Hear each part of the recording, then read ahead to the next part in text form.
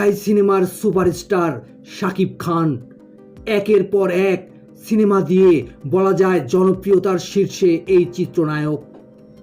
প্রত্যেক ঈদে সিনেমা দিয়ে দর্শকদের মাতিয়ে রাখেন তিনি। এবারও তার ব্যতিক্রম ঘটেনি। এবার ঈদে দেশের সিনেমা হলগুলোতে চলছে সুপারহিট সিনেমা রাজকুমার, যা দেখতে দলে দলে ভিড় করেছেন ভক্তরা।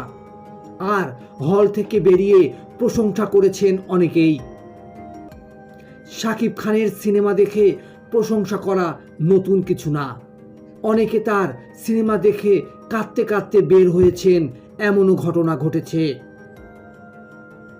এবারের ঘটনা ভিন্ন। সিনেমা দেখতে গিয়ে হলেই জ্ঞান হারিয়ে ফেলেছেন এক ভক্ত। এমন একটি ঘটনার ভিডিও সামাজিক মাধ্যমে ছড়িয়ে পড়েছে, যেখানে দেখা যায় একজন দর্শক হলের মেঝেতে পড়ে আছেন।